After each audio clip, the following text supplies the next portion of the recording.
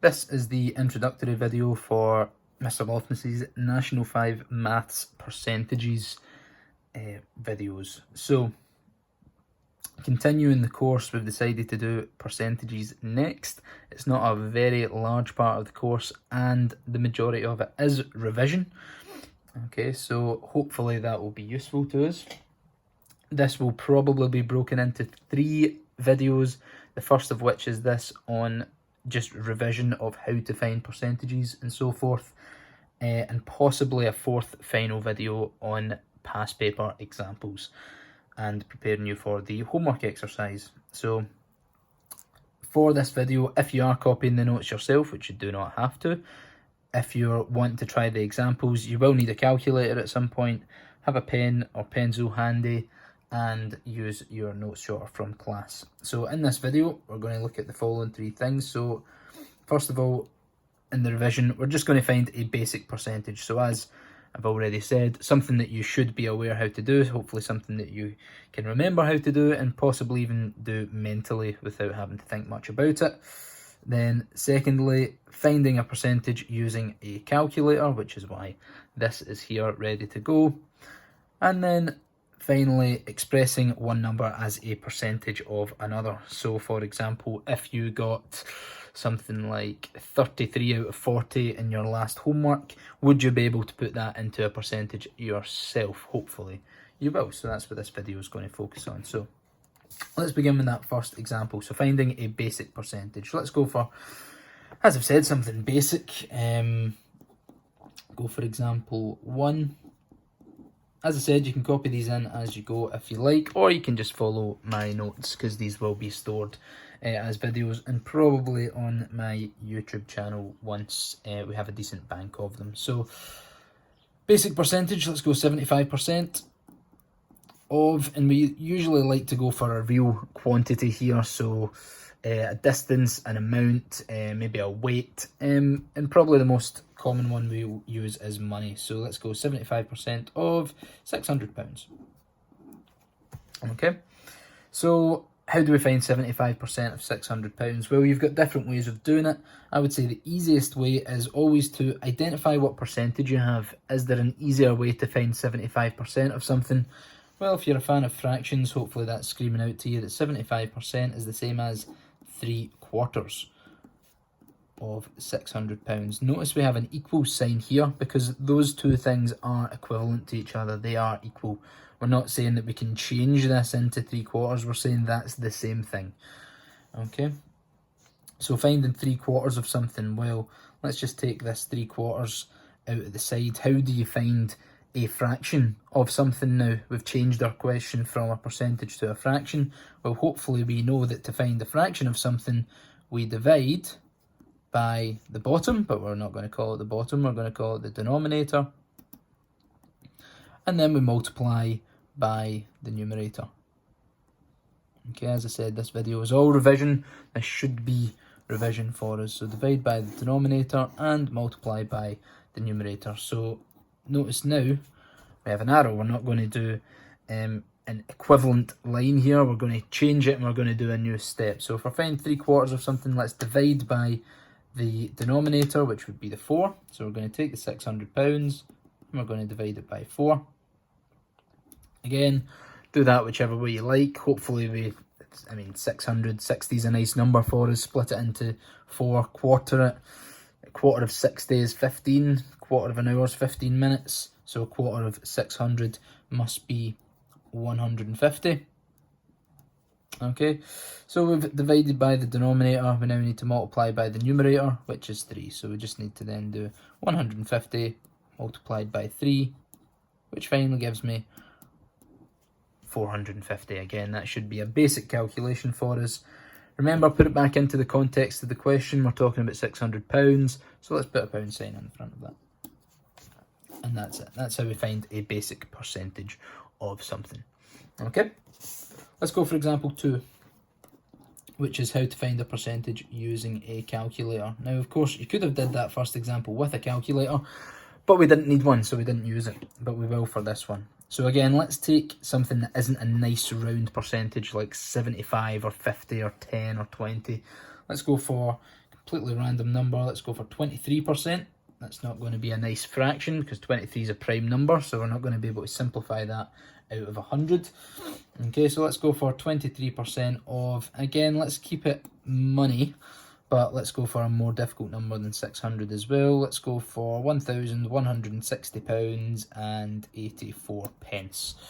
Okay, so completely off the top of our heads. But that doesn't matter because it's going to be the same process anyway. So how do we do this? Well, last time we turned it into a fraction. 23% is a fraction in its simplest form would just be 23 over 100. Okay, now that's not particularly useful for us because then we'd need to divide by 100 and multiply by 23. Now, if we divided by 100, that's easy enough. Move the figures 2 places to the right would give me 11.6084, but then multiplying that by 23 without a calculator leaves us with the same problem anyway. So, what we usually want to do here is we want to find the golden number, which is 1%. Okay, and finding 1% with a calculator or without a calculator is always very easy, because if you think about it, we start off with 100%, the total amount. So to find 1%, we just need to take that total amount, 1160.84, and divide it by 100. Okay, so that means 1% of that total is, as we said before, 11.6084, like that. Okay. We don't want 1% though, we want to find 23%. So how do I go from 1 to 23? Well, I'd multiply it by 23, so let's do that. So let's multiply both sides of my equation by 23. So that will then give me 23% equals, and then that does leave us with the same problem as before, but that's where this comes in. So notice that we are using a calculator in this question, but the first time I'm actually using it, the first time I'm touching the calculator, is just for that final calculation. So we take that number, 11.6084, multiply by 23 equals, and it gives me this lovely 266.9932. Okay, now that's fine, our answer is exact there, but unfortunately, same as before, let's put it back into the context of the question. We've got a question about money, we've got a pound sign here. I don't think you're going to go into the shop and see that listed as the price of any item anytime soon. Okay, so we're going to have to round it to an appropriate number of decimal places. So we're going to have to put a pound sign on the front of it, 266 point, and if it's money, pounds and pence, it's going to be 2 decimal places. Let's look at our third decimal place, it's a 3, so I'm going to round it down, so £266.99. And that's us finished, we can double underline. And that's how you find any percentage with a calculator. Okay, so you always divide by 100 to find 1%, and then just multiply by whatever the percentage is. It doesn't matter if it's a whole number, if it's a decimal, if it's even more than 100, or if it's 0 point something. That will always work if you want to find a percentage of something. Divide the quantity by 100 to find 1%, and then multiply by whatever your desired percentages, and it will give you the answer. Last example, example 3. Okay, and that will conclude our revision video. Okay, so how do we express one number as a percentage of another? So what does that even mean?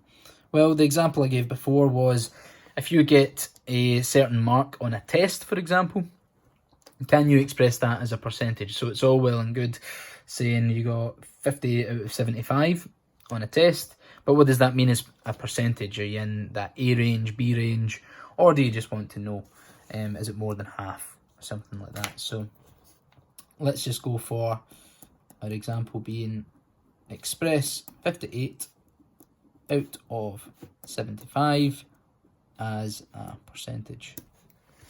Okay, how do we do that? Well, this one's probably the easiest, again, if you have one of these sitting next to you, because all you need to do is, again, we've got this equivalence of fractions and percentages coming up. Just put it as a fraction. That's what it would usually look like on your test or your homework if you got 50 out of 75 marks. And your calculator actually does the heavy lifting here. So 58 divided by 75, oops, like so. And the calculator will just spit it back at you depending on which type of calculator you have. But remember, our magic number when it comes to percentages is 100. So what we want to do is take that fraction and multiply it by 100%. Okay, so if I then multiply that by 100, it will spit another fraction back at me. Let's press this S to D, this super duper button, and it comes up with that. So let's write down exactly what that says. It says 77.33333, then dot dot dot. If you noticed, the other version actually had 73 with this wee dot above it. Hopefully remember that means recurring. So 77.3 with the dot above it means 77.3 recurring, which means those 3's are going to go off all the way to infinity. So we can never write it down exactly, but we should round it to an appropriate number of decimal places. Let's just go 2. So that's going to give me 77.33%. And that is how you express one number as a percentage of another. Okay, so those are our 3 revision examples. I will point you to some revision exercises if you think that you need the practice on those 3 things. But in general, that is our revision done for those. Ensure you have a calculator with you for the exercises, and the next video will be new Nat 5 material.